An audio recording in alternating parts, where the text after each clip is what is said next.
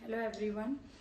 आज का जो हमारा टॉपिक है वो एमपीपीएससी प्रीलिम्स की बुक्स को लेकर है ना। तो अब हमें क्या, जो हमारा पूरा जो सिलेबस है वो 10 यूनिटों में डिवाइड है। अब इन 10 यूनिट को पढ़ने के लिए अलग अलग जो बुक्स से हम लोगों को स्टडी करनी है वो मैं सारी आज आपको बुक्स सजेस्ट करने वाली हूँ। तो हमारा जो सबसे पहली यूनिट है 10 में वो है हमारी हिस्ट्री की यूनिट।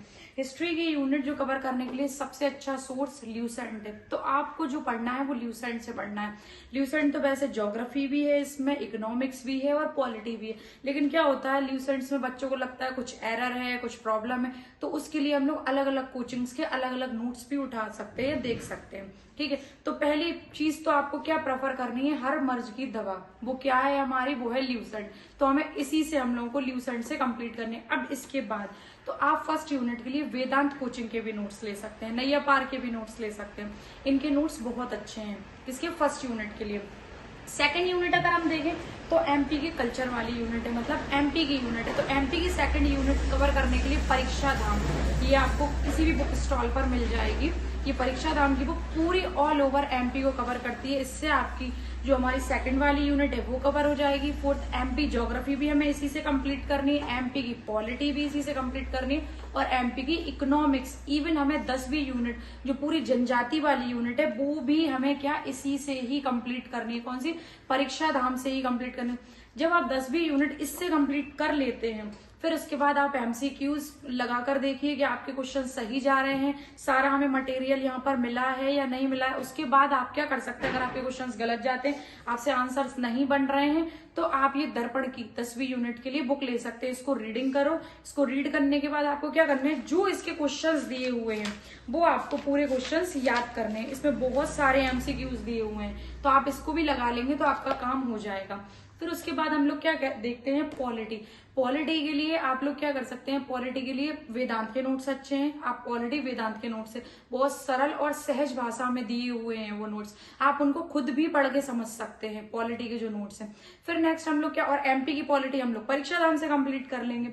फिर नेक्स्ट हमारी क्या आती है, इकोनॉमिक्स वाली यूनिट। इकोनॉमिक्स के लिए सबसे अच्छे नैया पार के नोट्स हैं। आप नैया पार के नोट्स उठाओ, उनको उसमें जो डाटा दिया हुआ है इकोनॉमिक्स का, जो एमपी का इकोनॉमिक्स है आप इससे पढ़ लेना। और जो भारत का जो अर्थव्यवस्था है, अर्थव्यवस्था वो पूरी की पूरी अर्थशास्त्र आपको किससे पढ़नी है, नैया पार के नोट्स से।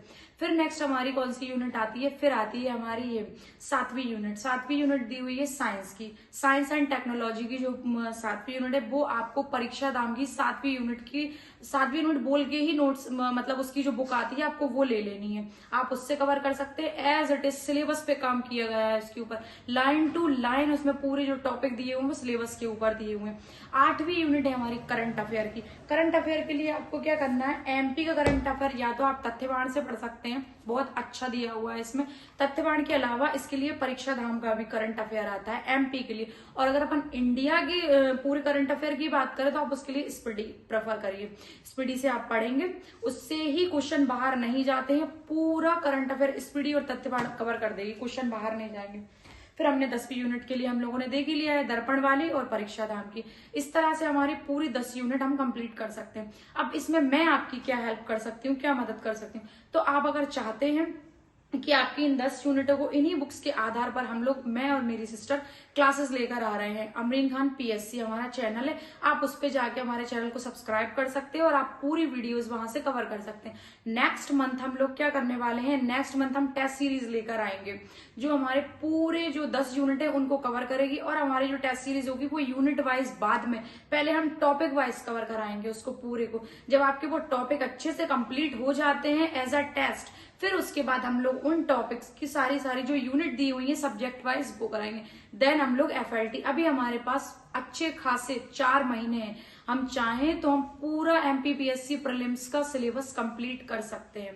ओके, अगर आपको और कोई प्रॉब्लम है या कोई आपकी कोई सवाल है तो आप मेरे चैनल पे क्वेश्चन कर सकते हैं और मुझसे पूछ सकते हैं।